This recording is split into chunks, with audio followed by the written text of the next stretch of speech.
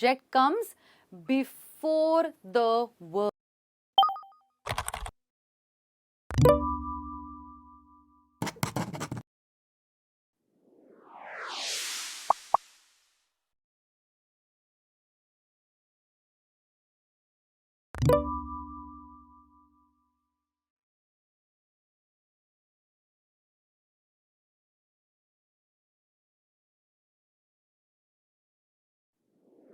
अभी तक के लेसन्स में हमने पॉजिटिव सेंटेंसेस और नेगेटिव सेंटेंसेस सीखे हैं, बी वर्ब के साथ और डू और डज के साथ भी।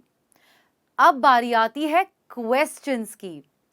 वेलकम बैक, मैं मीरा आपकी ट्रेनर बिगनर्स इंग्लिश कोर्स में आपका एक नए लेसन के साथ स्वागत करती हूँ।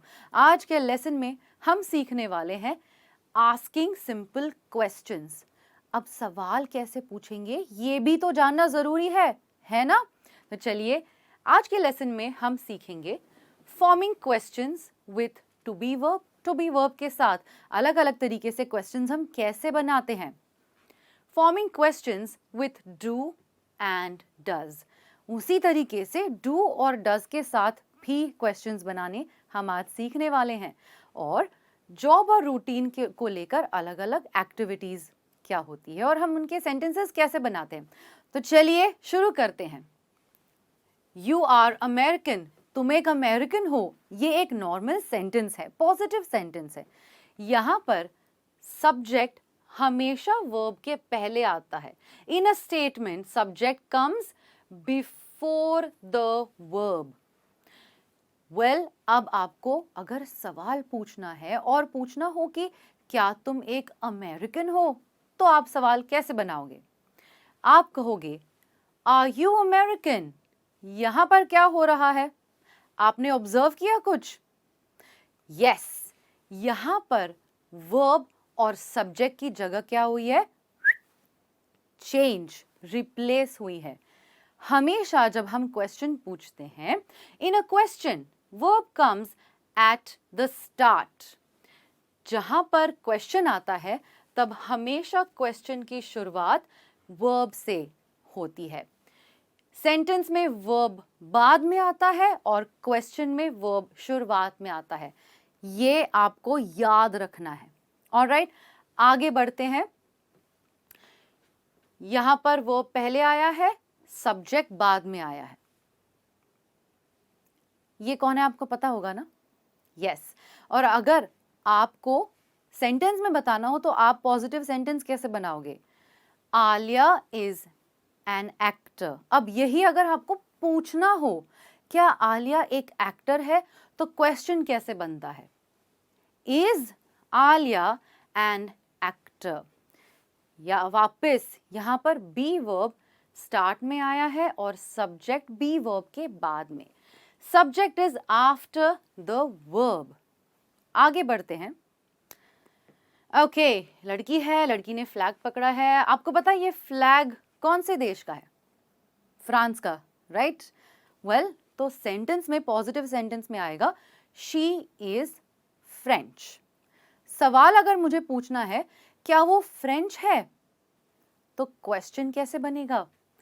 Is she French.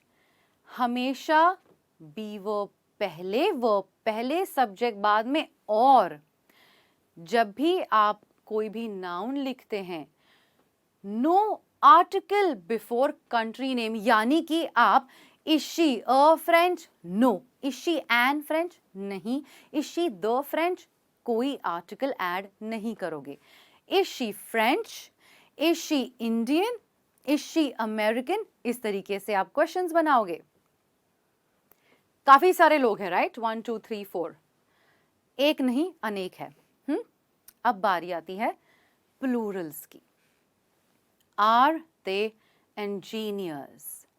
यहां पर वापस वही सिस्टम है, बी वर्ब पहले, सब्जेक्ट बाद में। और इंजीनियर्स क्या है, हमने पढ़ा है सिंगुलर और plural.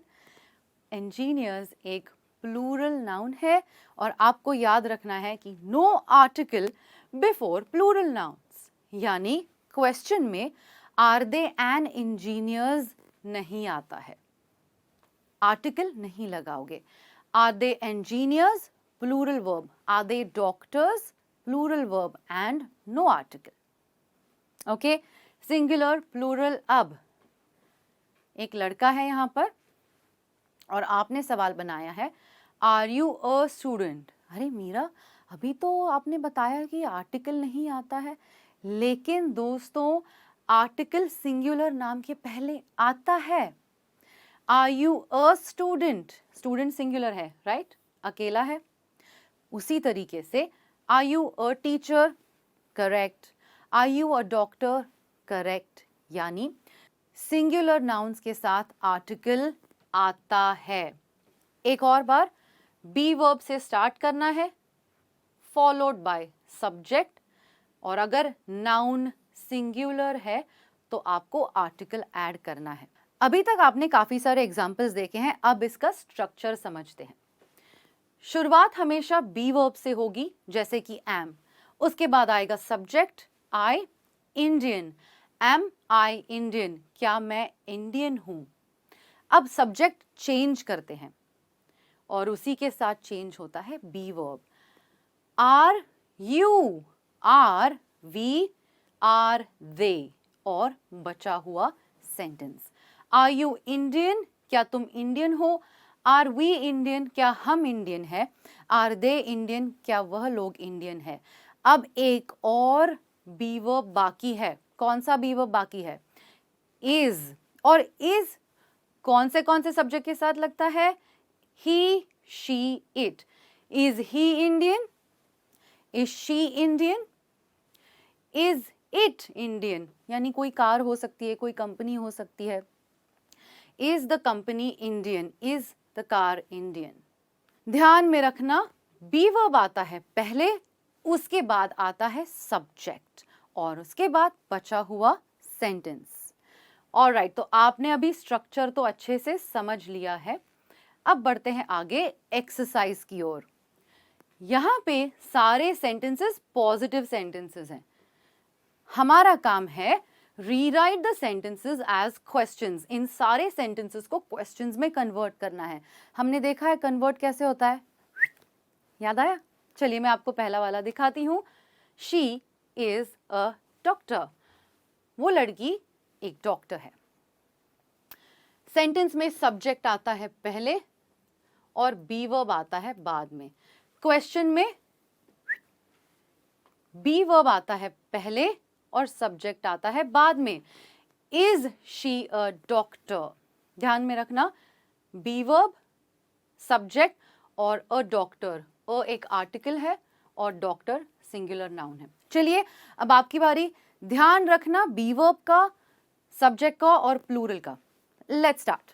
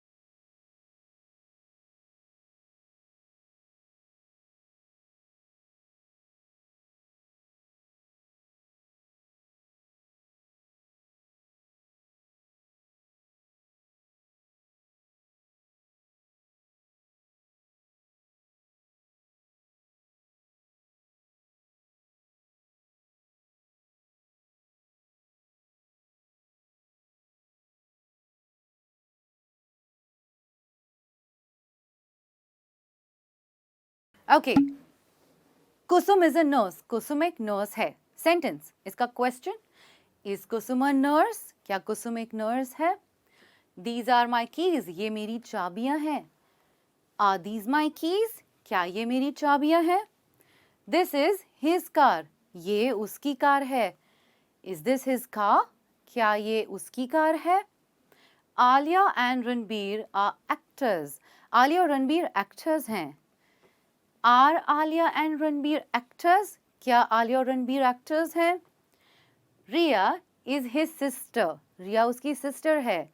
Is Riya his sister? क्या रिया उसकी सिस्टर है? यहाँ पर ध्यान दीजिए, जब दो सब्जेक्ट्स आते हैं आलिया एंड रणबीर, वो प्लूरल बनता है, ओके, और उसी की वजह से हम आर लगाते हैं। Alright, yes, got it. चलो अब बढ़ते हैं आगे।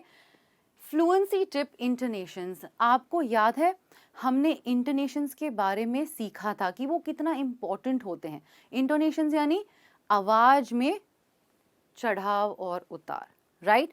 उसी तरीके से हम आज भी कुछ इंटोनेशन सीखने वाले हैं। Alia is an actor, Alia एक एक्टर है, ये सेंटेंस हमने देखा था, ये क्वेश्चन भी हमने देखा है। इज आलिया एन एक्टर, क्या आलिया एक एक्टर है? सेंटेंस के वक्त इंटोनेशन जो है एंड में हमेशा फॉल होता है। The tone falls at the end of a statement.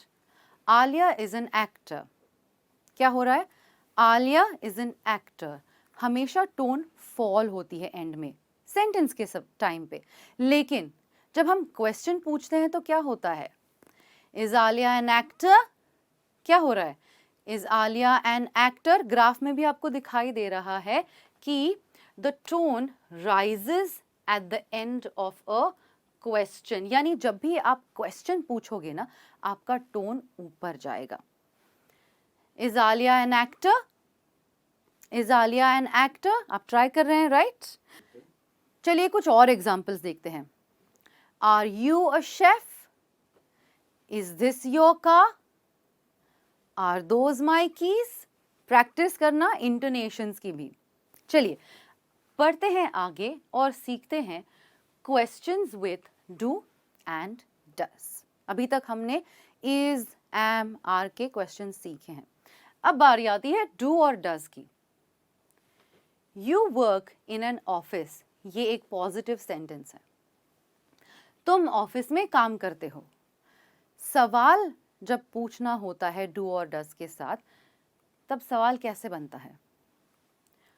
Do you work in an office? यहां पर हो रहा ये है कि डू हमेशा सब्जेक्ट के आगे लगता है। Add do before the sentence for subjects I, you, we and they. यानी do you work in an office? Do I work in an office? Do we work in an office? Do they work in an office? She works in a hospital. वो एक hospital में काम करती है। Positive sentence है। अब इसका question कैसे बनेगा? क्या वो हॉस्पिटल में काम करती है? इसको हम इंग्लिश में इस तरीके से बनाते हैं। Does she work in a hospital? क्या वो हॉस्पिटल में काम करती है? डज हमेशा ही, शी और इट के आगे ऐड होता है। और एक और इंपॉर्टेंट चीज अगर आप नोटिस करें, यहां पर क्या हो रहा है? The main verb is used without s.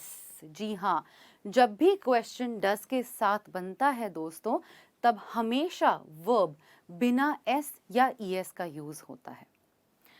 Does she work in a hospital? Does she dance in a studio? Does she cook at home? s और es नहीं लगता है। डू और डस कौन से सब्जेक्ट के साथ लगता है, इसकी एक छोटी रिवीजन करने वाले हैं। डू हमेशा आई, यू, वी और दे के साथ लगता है, और डज ही, शी, इट के साथ लगता है। ये हम क्वेश्चन बनाते समय डू आगे लगाते हैं सब्जेक्ट के, ये भूलना नहीं है। सिमिलरली डज के लिए भी सेम रूल है। एक पूरा स्ट्रक्चर आपके सामने है, ये देखिए। डू आगे लगा है सब्जेक्ट के, राइट? सब्जेक्ट कौन से हैं डू के साथ? आई, यू, वी, दे। और उसके आगे आता है बेस फॉर्म, यानी वर्क। यहां पर वर्क है, उसी तरीके से आप कुक, डांस, सिंग, इस तरीके से आप बेस वर्ब लगा सकते हैं। Do I work in an office? Do you work in an office? Do we work in an office? Do they work in an office? Does के साथ कौन से सब्जेक्ट्स आते हैं? Does he work in an office? Does she work in an office? Does it work in an office? एक और चीज यहाँ पे ये याद रखनी है, चाहे do हो या does हो, वर्ब हमेशा बेस फॉर्म में ही लगेगा बिना एस और ईएस के। ये आपको बस याद रखना है। ओके इस एक्सरसाइज में आपको क्वेश्चंस बनाने हैं। ये सारे क्वेश्चंस हैं, आपको सही डू और डज में से चुनना है। यहां पर शी के साथ डू आएगा या डज आएगा? डू शी प्ले टेनिस या does she play tennis? Very good. Does she play tennis on Tuesdays? क्या वो टेनिस ट्यूजडेज को खेलती हैं? और इसी तरीके से आप बचे हुए सेंटेंसेस का सही चुनाव कीजिए डू या डज में से। Okay alright, your time starts now.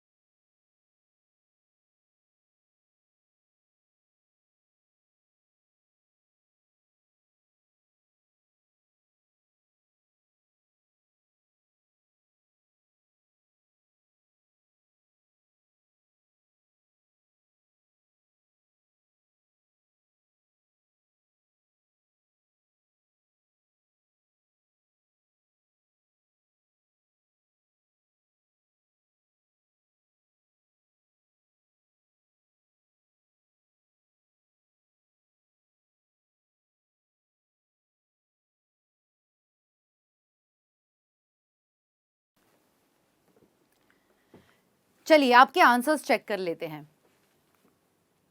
पहला, does she play tennis on Tuesdays?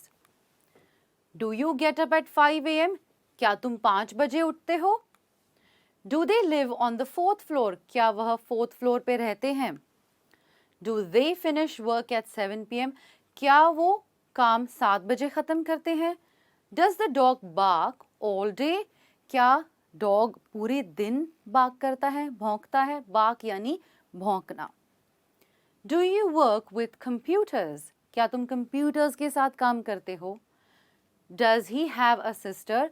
क्या उसको एक सिस्टर है? Do you want to eat dinner? क्या तुम्हें डिनर करना है? वर्ब सारे क्वेश्चंस में सिर्फ और सिर्फ बेस फॉर्म में ही है, कहीं पर भी आपने एस ई एस यूज नहीं किया है। यहां पे बार्क है, वर्क, हैव, वॉन्ट। बढ़ते हैं अगली एक्टिविटी की ओर। इस एक्टिविटी में सारे पॉजिटिव सेंटेंसेस हैं, हमें इनके क्वेश्चंस बनाने हैं। ओके मैं पहला आपके लिए करके दिखाऊंगी। Maya goes to work at 9 AM। Maya सुबह 9 बजे काम के लिए निकलती है। अब इसी का मुझे डू और डज में क्वेश्चन बनाना है। मैं कैसे बनाऊंगी? स्टार्ट करूंगी डज से। Does Maya go to work at 9 AM? ध्यान दीजिए यहां पर गोज का क्या बना? गो, क्योंकि हमेशा क्वेश्चन में वर्ब जो है बेस फॉर्म में आता है। Okay alright. Does Maya go to work at 9 AM? Yes. बचे हुए सेंटेंसेस का क्वेश्चंस अब आप बनाओगे। आपका समय शुरू होता है अब।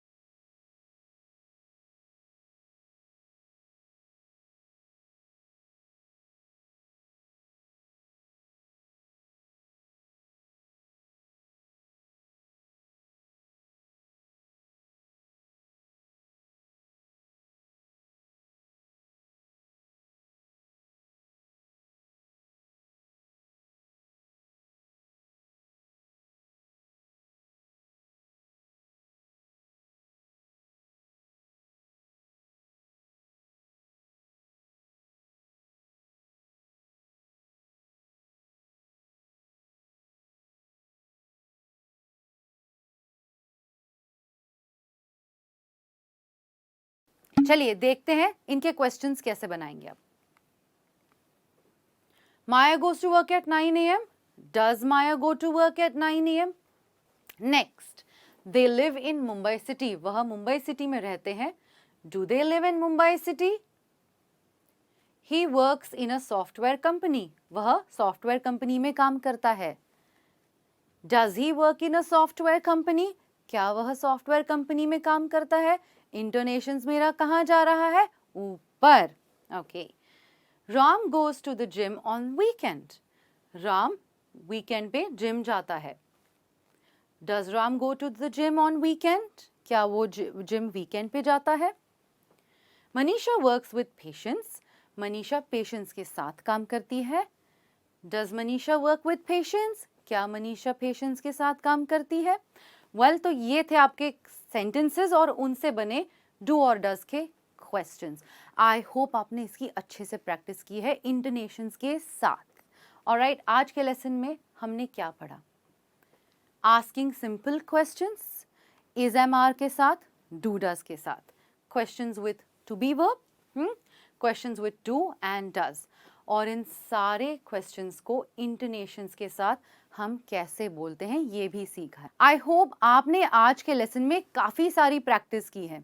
इसी तरीके से प्रैक्टिस कंटिन्यू कीजिए और मैं आपको नए लेसन में मिलूंगी बहुत ही जल्दी. Take care, bye.